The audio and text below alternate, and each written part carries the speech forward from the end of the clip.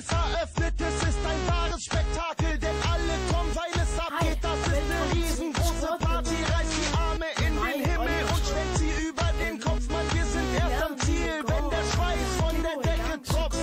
Die Wände schwitzen, alles klingen, alles, was wir lieben.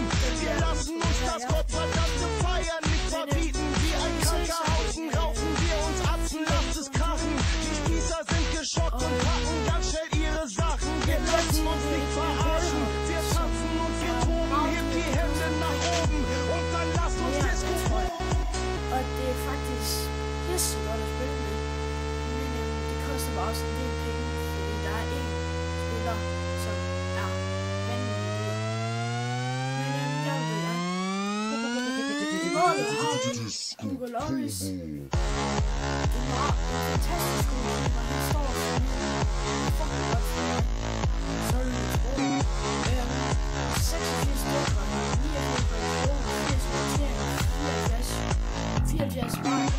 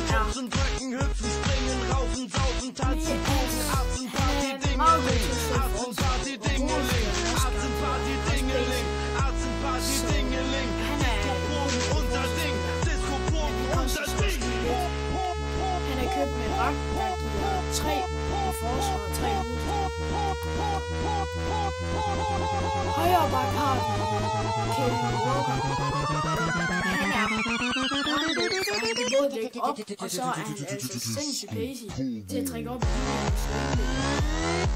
Men han er også lidt halvdelen. Det koster mig 4.300.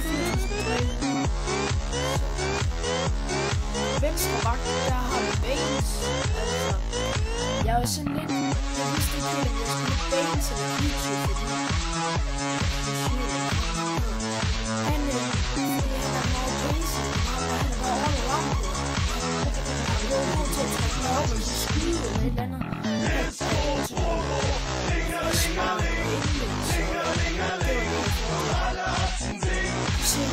har vi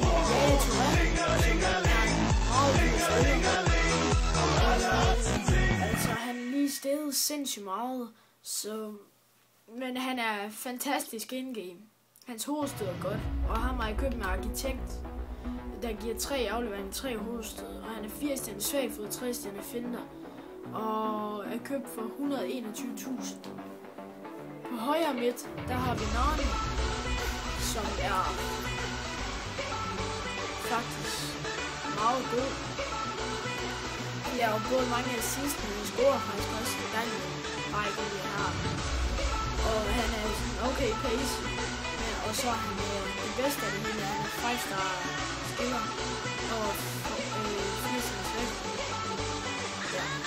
Og han er købt for 10.250, så det er okay pris. På VM har vi Schürrle, som også er en fantastisk spiller. Han har et vildt langskud, og så er han okay pace, så ja, han er 80 stjerner svag på 80 stjerner finder, og købt for 8.000, så det er vist noget, næsten alle har råd til. På kom, der har vi Santi Cazorla. Altså, jeg var lidt, jeg ville have haft Øse, men jeg synes, han er for mange penge værd. Jeg synes ikke, han er særlig god til penge. Men Santi Cazorla synes jeg trods alt er sindssygt god.